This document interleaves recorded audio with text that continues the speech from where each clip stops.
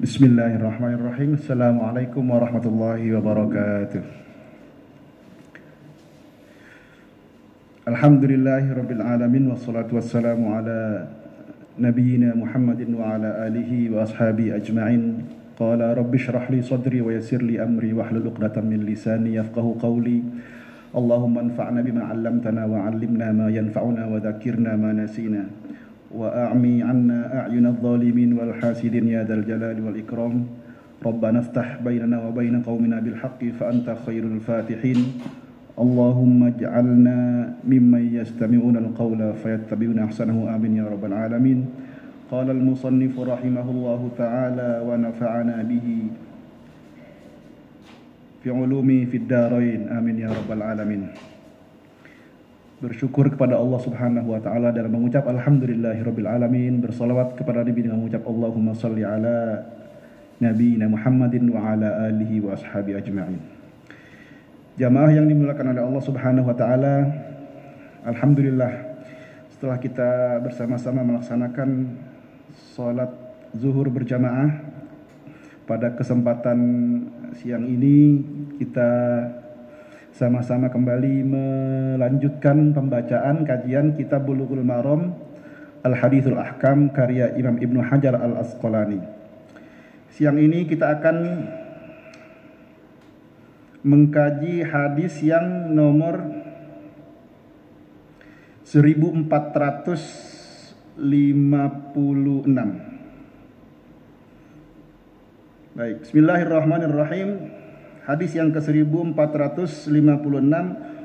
wa 'anil Mughirah bin Syu'bah radhiyallahu anhu an Rasulillah sallallahu alaihi wasallam qala innallaha harrama 'alaikum uquqal ummahat wa wa'dal banat wa man'a wahatin wa kariha lakum qila wa qala wa kathratas su'ali wa idha'atal mali muttafaqun alaih. Ya. Hadis yang ke-1456 ini diriwayatkan dari Mughirah bin Syu'bah radhiyallahu anhu dari Rasulullah sallallahu alaihi wasallam qala, bersabda Rasulullah sallallahu alaihi wasallam, innallaha harrama 'alaikum uquqal ummahat. Ya, ini masih tentang bab bagaimana kita bermuamalah, bab al-birru wasilah. Sesungguhnya Allah mengharamkan atas kalian semua, ya, ini dari sisi adab ya, dari sisi al-bir, kebaikan. Yang pertama yang diharamkan dalam hadis ini adalah terkait dengan hubungan muamalah, yaitu uququl ummahat, menyakiti hati, perasaan ummahat, ibu kita. Ya. Wa wa'dal banati, dan ini terkait dengan tradisi jahiliyah. Wa wa'dal banat, dan diharamkan atas kita semua adalah mengubur hidup-hidup al-banat, anak perempuan. Wa man'awahatin, dan diharamkan atas kita man'an. Man'a itu diartikan di sini adalah kita mencegah atau tidak mentasarrufkan harta yang kita miliki sebagaimana yang diwajibkan oleh Allah dan Rasulnya. Misalnya kita tidak mengeluarkan zakat, nah, itu man'an namanya. Diharamkan man'an wa man'an. Wahatin, sebaliknya. Dan diharamkan juga kita wahatin, meminta atau mengambil yang bukan hak kita.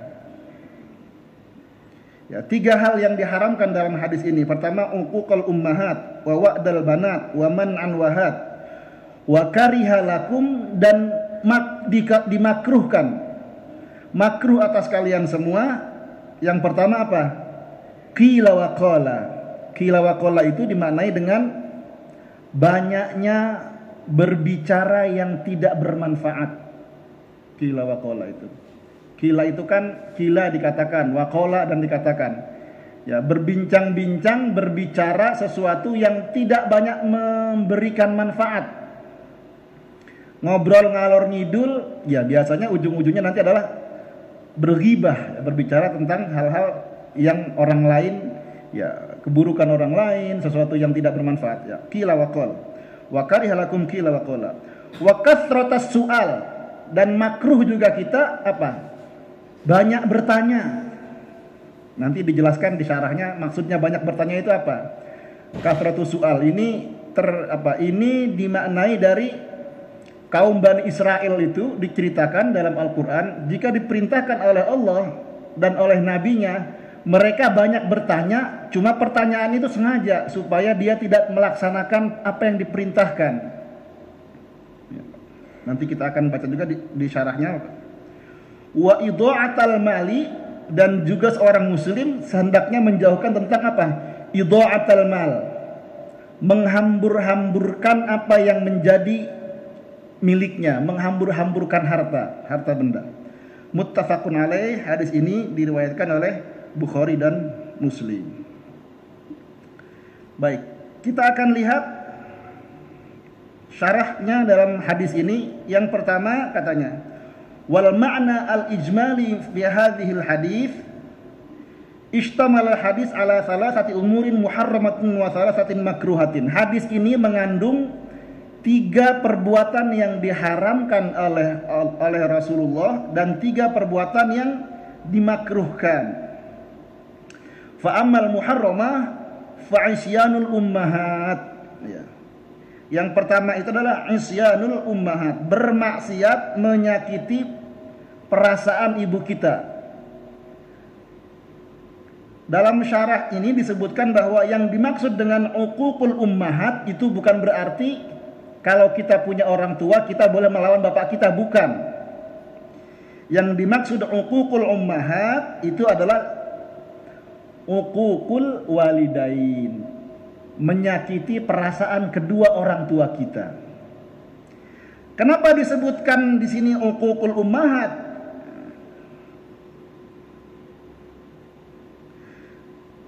Disebutkan uququl ummahat itu karena apa? Wala tutlaqu illa ala man yu'aqil bi khilafi am fa innaha ta'ummuhum. Wa dzakara al laisa li ajli takhsis, menyebutkan kita diharamkan bermaksiat atau menentang atau menyakiti perasaan ibu itu artinya apa? Kenapa disebut hanya ibu, tidak disebut bapak gitu, maksudnya gitu ya.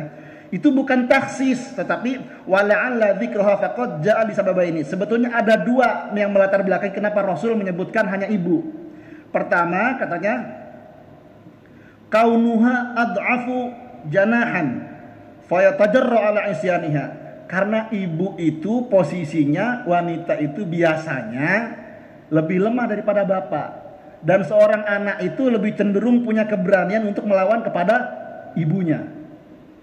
Maka disebutkan dalam hadis ini, jangan kamu bermaksiat, jangan kamu menyakiti ibu kamu. Bukan berarti boleh melawan bapak, enggak. Ya. Ulama mengatakan kenapa disebutkan hanya ibu, bukan taksis, tetapi kaunuha ad'afu janahan, karena anak itu biasanya, misalnya anak laki-laki, itu kan kalau sama ibunya kadang-kadang lebih berani untuk melawan. Kenapa? Ya karena dianggap ibunya itu lebih lemah. Kan kalau sama orang tua, kalau sama ayah misalnya, ayah kan punya kekuatan yang lebih ini. Suaranya misalnya lebih menggelegar, terus fisiknya lebih kuat, jadi anak itu cenderung lebih takut kepada bapaknya gitu. Maka kebiasaannya, kebanyakannya seorang anak itu banyaknya itu akan lebih berani untuk melawan kepada ibunya, menyakiti ibunya gitu. Disebutkanlah di sini maka uququl ummahat. Dalam ilmu usul fikih namanya ini zikrul ba'd lil kull, menyebutkan orang tua tapi hanya menyebut maksudnya adalah orang tua, tapi yang disebut dalam hadis ini hanya ibu saja. Tapi yang dimaksud adalah orang tua. Jadi yang diharamkan adalah menyakiti kedua orang tua kita, baik ayah ataupun ibu. Gitu ya. Ya. Kalau dikaitkan dengan firman Allah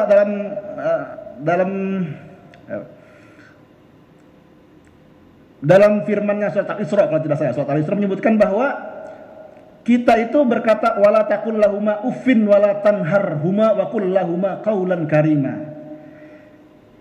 Salah satu perbuatan perkataan yang diharamkan, bahkan hal yang kecil remeh-temeh kepada orang tua kita yang dimaksud dalam uququl ummahat atau uququl walidain adalah kita berkata atau menyanggah perkataan orang tua. Apa dalam bahasa Arab itu uff itu wala taqul lahuma uffin wala tanharhuma wa qul lahum. Berkata saja kepada orang tua itu termasuk uququl walidain. Ya. Apalagi sampai menyakiti, apalagi sampai menghardik, wala tanharhuma, menghardik keduanya gitu. Itu sudah uququl walidain. Ya. Itu keterangan dari syarahnya. Kenapa disebutkan hanya ibu saja, tapi maksudnya adalah tidak boleh kita menyakiti perasaan kedua orang tua kita karena likaunuha adhafu janahan. Yang kedua, kaunu uququl asyaddu min uquqil ab ithman. Sesungguhnya menyakiti perasaan dan bermaksiat kepada kedua orang tua kita itu dosanya lebih besar ketika kita menyakiti ibu kita ketimbang ayah kita. Bukan berarti kalau gitu sama bapak bisa dong kita ngelawan gitu. Enggak, maksudnya kepada ibu itu harus jauh lebih hati-hati. Ya, dalam hadis lain disebutkan bahwa sahabat yang bertanya, ya Rasulullah, siapa yang harus saya hormati? Faqala ummuka. Kemudian siapa ya Rasul? Faqala ummuka. Faqala man ya Rasul? Faqala ummuka thumma abuka. Dalam hadis lain disebutkan, siapa yang harus kita hormati ya Rasul? Rasul mengatakan ibumu, ibumu, ibumu. Kemudian yang keempat baru Rasul mengatakan ayahmu atau bapakmu. Ya, jadi disebutkan di sini uququl ummahat, kita diharamkan bermaksiat, menyakiti, tidak mentaati kepada kedua orang tua kita. Disebutkan ummahat di situ, disebutkan ibu di situ. Kenapa? Karena dua alasan tadi itu. Karena ada kemungkinan kita lebih berani untuk melawan kepada orang tua yang ibu, ya. Dan yang kedua, disebutkan ibu di sini karena apa? Karena dosanya lebih besar kita melawan ibu kita ketimbang kita bermaksiat kepada ayah kita, gitu. Sebagaimana beberapa hadis yang sejalan dengan hadis ini. Kemudian yang kedua apa? Uququl ummahat. Yang kedua itu yang diharamkan adalah dalam hadis ini wa'dal banat. Wa'dal banat itu membunuh hidup-hidup anak perempuan. Ini di hadis ini merupakan menggambarkan tradisi jahiliyah. Orang-orang jahiliyah dulu sebelum Islam datang membedakan antara anak laki-laki dan anak perempuan. Kalau lahir anak perempuan, mereka sangat bersedih. Mereka tidak mau menerima, bahkan mereka membunuh hidup-hidup anak perempuan. Kenapa? Karena pada era jahiliyah, anak perempuan dianggap anak yang tidak bisa membela kepentingan keluarga, tidak bisa perang, tidak bisa mencari nafkah, tidak bisa, ya banyak hal yang dianggap kemudian anak perempuan ini menjadikan aib orang yang punya anak perempuan. Maka mereka orang-orang jahiliyah itu membunuh anak perempuan mereka hidup-hidup. Tetapi ini dimaknai oleh para ulama hadis bahwa bukan hanya membunuh, kita membeda-bedakan antara satu anak dengan anak yang lain itu tidak boleh, haram hukumnya. Maka usahakan kalau kita punya anak laki-laki dan punya anak perempuan, berikan haknya sesuai dengan kebutuhan dan apa yang menjadi hak dari anak kita. Kalau anak laki-laki kita sekolahkan, anak perempuan juga disekolahkan. Kalau anak laki-laki kita mampu untuk S2-kan, kenapa anak yang perempuan juga tidak kita sekolah sampai S2-kan? Artinya di sini wa'dal banat itu bukan berarti harus dibunuh secara zahir saja, tetapi berikan kesempatan yang sama kepada anak-anak kita untuk mendapatkan haknya, mendapatkan pendidikan, mendapatkan pengayoman, mendapatkan kasih sayang dan sebagainya. Ya. Wa'dal banat. Kemudian yang ketiga, wa man'an wahatin. Nah ini man'an itu maksudnya adalah orang itu tidak mau menunaikan kewajibannya. Diperintahkan kalau orang yang sudah punya harta yang mencapai nisab, dia wajib memberikan zakat. Orang itu nggak mau mengeluarkan zakat, namanya itu orang mani'un, orang man'an, orang yang tidak mau mengeluarkan apa yang diperintahkan dalam agama. Ya jelas itu haram. Wahatin sebaliknya, orang yang man'an itu biasanya hatin. Orang yang tidak mau mengeluarkan atau melaksanakan kewajibannya, biasanya orang itu punya kecenderungan hatin, lebih banyak menuntut ketimbang memberikan. Ya, nggak mau ngasih, maunya dapat saja gitu. Ya. Man'an wahatin itu ya, artinya. Ya. Jadi tunaikan hakmu, baru bicara kewajiban. Kita kadang-kadang teriak-teriak kewajibannya, teriak kita haknya dulu, tapi kewajibannya nggak pernah kita urus. Itu nggak boleh juga. Harus berimbang. Wa man'an wahatin, haram hukumnya, tercela sifatnya seorang yang hanya mendahulukan hatin, tidak man'annya. Wa man'an wahatin. Baik, 3 hal ini yang dilarang dalam hadis ini yang disebutkan oleh Rasulullah Shallallahu Alaihi Wasallam. Kemudian hadis ini berlanjut kepada 3 hal yang menurut kata Rasulullah hindari perbuatan ini. Yang pertama apa? Wa kariha lakum qila wa qala. Dimakruhkan atas kamu qila wa qala. Faqila wa qala itu faqathratul qil wa qal min ghairi jadwin wa su'ali la li ajli ilmi wa idha'atil mal. Berbincang-bincang, berbicara sesuatu panjang lebar tapi tidak ada manfaat di dalamnya, bukan terkait dengan ilmu, bukan terkait dengan pembahasan yang penting, apa ya? Ya, gosip lah, kurang lebih begitu bahasa sederhananya. Jangan terlalu sering berbicara. Termasuk di sini adalah kasratul kalam. Orang itu kalau barang siapa banyak berbicara, maka dia kemungkinan banyak salahnya. Barang siapa dia sedikit bicara, maka dia kemungkinan sedikit juga salahnya. Maka menurut Rasulullah, orang yang baik itu adalah orang yang tidak terlalu banyak bicara. Ya, ngomongnya panjang lebar, kalau sudah bicara kesana kemari, biasanya yang dibicarakan itu bukan hal-hal yang penting. Kasratus su'al, makruh hukumnya. Ya, kalau dikaitkan dengan kebiasaan di zaman sekarang, justru malah kebanyakan orang banyaknya senangnya nongkrong gitu ya, ngobrol kesana kemari gitu kan, gosip, bahkan acara-acara di beberapa televisi, wah itu acaranya gosip, padahal itu kilokol gitu kan. Termasuk mungkin yang sekarang kalau kita korelasikan dengan konteks sekarang, di WhatsApp itu banyak berita yang berseliweran, kilokol, beritanya belum jelas, belum bisa divalidasi, tetapi sudah beredar kemana-mana. Jadi hindari itu kilokol, itu termasuk kilokol. Ngobrol ngalor ngidul, info yang tidak penting, info yang tidak jelas, yang belum bisa divalidasi, terus beredar kemana-mana. Termasuk diantaranya kilwakol, wakasratul kalam, itu adalah orang yang tidak mengerti, tetapi banyak bicara tentang hal tersebut. Nah ini sekarang, kalau ada masalah A misalnya, di media sosial itu semua berbicara. Ada kasus hukum, semua berbicara, layaknya semua paham tentang hukum. Ya. Ada kasus agama, semua berbicara. Padahal, maka kata Rasulullah, sebaiknya jangan terlalu banyak bicara. Para ulama dulu, kalau berkumpul dalam satu forum, kalau ada satu permasalahan, ada orang yang lebih tua dan orang yang lebih alim, orang yang lainnya nggak mau bicara.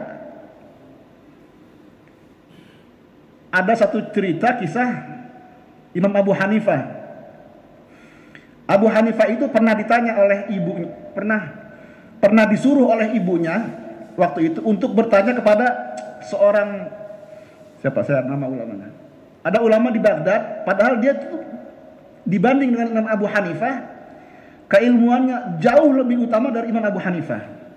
Suatu ketika ibunya Imam Abu Hanifah ini memerintahkan kepada Abu Hanifah, tolong tanyakan kepada, saya lupa namanya, siapa namanya ulamanya, tolong tanyakan kepada ulama A misalnya, tentang hukumnya haid, tentang hukumnya ini, saya masih ragu tentang ini. Padahal Imam Abu Hanifah itu lebih alim daripada si A yang bertanya itu. Imam Abu Hanifah bisa saja menjawab kepada pertanyaan ibunya itu, tetapi dia enggak menjawab itu. Dia pergi kepada ulama itu, dia sampaikan kepada, siapa nama ulamanya saya lupa ya, ada di Syiar Ulam Nubala itu disebutkan. Dia tanya kepada orang itu, wahai al-alim, saya ingin bertanya kepadamu. Dia kaget, loh, kenapa kamu nanya kepada saya, katanya. Kamu ini lebih alim daripada saya. Ya Nu'man bin Sabit, saya ini enggak ada apa-apanya. Enggak, tapi ini perintah ibu saya. Saya suruh nanya kepada Anda tentang hukumnya haid, tentang hukumnya perempuan membaca kitab dan sebagainya. Lalu orang itu menyampaikan, apa pendapatmu wahai imam? Pendapat saya adalah begini. Kalau begitu sampaikan kepada ibumu, itulah pendapatku, karena pendapatku ikut pendapatmu. Pulanglah Imam Abu Hanifah menyampaikan kepada ibunya bahwa persoalan yang ditanyakan padanya itu telah diberikan jawabannya begini. Padahal itu jawaban Imam Abu Hanifah. Seandainya Abu Hanifah menjawab langsung pertanyaan ibunya, dia bisa saja. Tetapi karena hormatnya kepada ibunya, taatnya kepada ibunya, dan dia menghargai orang lain, dia nggak langsung jawab. Beda dengan sekarang, qila wa qal, kasratul kalam. Orang nggak tahu tapi ngomong seperti banyak tahu. Di era sekarang, ya begitulah. Jadi kurangi kasratul kalam, qila wa qal, mengomentari sesuatu yang kita tidak paham. Berbicara tentang sesuatu yang kita tidak mengerti. Karena semakin banyak kita bicara sesuatu yang kita tidak mengerti, orang yang ngerti tahu ternyata orang itu sebetulnya jahil. Ya. Kasratul kalam au qila wa qal. Jadi hindari banyak ngomong, banyak berbicara sesuatu yang kita tidak paham dan kita tidak mengerti. Kemudian dimakruhkan juga wa kasratus soal, banyak bertanya. Maksudnya apa? Wa kasratus soal di sini maksudnya adalah apa ini? Kasratus soal bimana kasratul kalam di anal kasratu tasulu ila al khata. Kasratus soal itu bertanya sesuatu yang tidak penting, atau misalnya orang merasa dirinya lebih tahu daripada orang lain, bertanya cuma untuk ngetes. Itu nggak boleh. Atau dia bertanya untuk menghindari dari perintah sesuatu. Yang saya sampaikan tadi misalnya Bani Israel diperintahkan oleh Allah bahwa Bani Israel diperintahkan untuk menyembelih antadba'u baqarah, sembelihlah baqarah. Kalau dia tidak bertanya, cukup potong saja jenis apapun dari sapi. Tapi dia bertanya, sapinya gimana? Yang laki-laki atau perempuan? Akhirnya disampaikan, sapinya laki-laki. Terus warnanya apa? Tanya kepada yang memerintahkan kepada Allah. Sapinya apa warnanya? Kuning. Kuningnya seperti apa? Kuningnya kuning emas. Akhirnya kan mempersulit diri. Maka pertanyaan-pertanyaan yang seperti itu adalah pertanyaan yang tidak dibolehkan, dilarang. Kasratus soal, banyak bertanya yang sebetulnya pertanyaannya itu dia ingin menghindarkan dari perintah itu. Kalau sudah diperintahkan, selesai perintahkan. Beli sudah, potong baqarah, selesai. Ya, maka dalam Al-Qur'an la tas'alu an asya'a in tubda lakum tasukum. Jangan bertanya sesuatu yang pertanyaan itu akan menyulitkan diri kita. Ya, itulah kriteria dalam kasratu soal, banyak nanya. Tapi kalau nanya karena memang kita tidak tahu tentang hukum sesuatu, tentang hukum A, hukum B, tanya kepada orang yang memang tahu. Fas'alu ahla dzikri in kuntum la ta'lamun. Ya. Jadi jangan bertanya sesuatu yang menyulitkan kita, jangan bertanya sesuatu yang memang sebetulnya niatnya kita bukan bertanya. Makruh. Kemudian yang ketiga yaitu apa tadi? Yang ketiga adalah idha'atul mal, menghambur-hamburkan harta, menghambur-hamburkan nafkah. Ya, menafkahkan sesuatu itu adalah standarnya adalah qiwama. Di tengah-tengah. Wala tusrifu, jangan berlebihan juga, wala ta'tarifu, dan jangan juga syukhun. Jangan berlebihan tapi jangan juga pelit. Tapi apa? Bimbing apa tuntunan Rasul mengatakan wa antaj'alaha qiwaman, di tengah-tengah saja. Maksudnya apa? Ya, kemampuan orang itu berbeda-beda. Ya. Kepemilikan orang terhadap sesuatu itu berbeda-beda, maka sesuaikan pendapatan kita dengan pengeluaran kita. Jangan memaksakan diri berpola hidup yang misalnya wah mewah, tinggi, tapi kita nggak punya kemampuan, akhirnya apa? Terlilit hutang yang berlebihan. Itu kenapa? Itu karena tidak qiwam tadi itu. Idha'atul mal, terlalu berlebih-lebihan, dan hubbud dunya terlalu berlebihan. Maka sebaiknya seorang muslim punya sifat, punya akhlak, bijaklah dalam berbelanja, bijaklah dalam memenuhi keinginan. Kadang-kadang kita ngelihat karena membeli sesuatu itu karena keinginan, bukan karena kebutuhan. Ya, masing-masing orang standarnya berbeda-beda sesuai dengan kemampuan, sesuai dengan pendapatannya ya. Tapi tidak harus sama semua.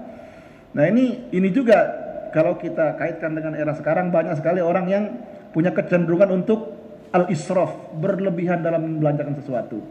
Nggak mampu beli ini, paksa, hutang ke sana, hutang kemari, akhirnya terlilit pinjol, bunuh diri. Kan banyak kejadian seperti itu. Kenapa? Karena tidak bisa mengendalikan hawa nafsunya, idha'atul mal, terlalu berlebihan dalam berbelanja atau membelanjakan apa yang sesungguhnya kita tidak mampu. Baik jamaah yang dimuliakan oleh Allah Subhanahu wa taala, kesimpulan hadis ini adalah Rasul mengingatkan kepada kita terkait dengan albirru, kebaikan kita, bahwa hendaklah kita berhati-hati terhadap kedua orang tua kita. Ya, jangan kita sampai terjerumus berbuat kepada sesuatu yang uququl walidain. Ya, uququl walidain wa wa'dul banat, sikap adil kita kepada anak-anak kita laki-laki dan perempuan. Waman awahatin, orang yang hanya inginnya menerima tapi tidak mau memberi. Bahkan orang itu sebetulnya, kata Rasulullah SAW, bahwa suatu ketika Rasulullah memotong seekor kambing. Kemudian Rasul bertanya kepada Aisyah, "Wahai Aisyah, adakah daging kambing yang kita potong itu tersisa?" Kemudian Aisyah mengatakan, yang tersisa hanya wama baqiya minha katfuha. Yang tersisa sama kita itu hanya satu potong dari kakinya itu, kata Aisyah. Terus yang lain kemana? Yang lain sudah habis disedekahkan. Apa kata Rasulullah? Sesungguhnya yang habis itu bukan yang hilang, tetapi yang tersisa itulah yang habis. Yang kita sedekahkan itulah yang kekal. Maksudnya apa? Maksud Rasulullah itu sesuatu yang kita sedekahkan itu menjadi kekal. Kenapa? Karena akan kembali kepada kita, akan mendapatkan pahala dari memberi itu. Yang kita makan sendiri itu tidak kekal, karena itu tidak memberikan nilai apa-apa kepada kita. Tapi kalau yang diberikan itu adalah punya nilai sedekah. Jadi kebalik. Kalau kita berpikirnya kalau kita sedekahkan habis harta itu. Yang kita pegang hartanya nggak habis. Padahal kata Rasulullah yang kekal itu yang kita sedekahkan, yang kita berikan, yang kita infakkan, itu yang tidak habis. Yang kita pegang yang untuk kita makan sendiri itu yang habis. Habis artinya apa? Tidak punya manfaat yang akan kita petik nanti di hari kiamat. Baik jamaah yang dimuliakan Allah Subhanahu wa taala, mudah-mudahan kita bisa mengamalkan hadis ini. Mudah-mudahan kita bisa memetik hikmah daripada yang disampaikan dalam hadis ini. Tidak ada yang lebih baik daripada yang menyampaikan, kecuali mereka yang mengamalkan hadis ini. Kurang lebihnya mohon maaf. Assalamualaikum warahmatullahi wabarakatuh.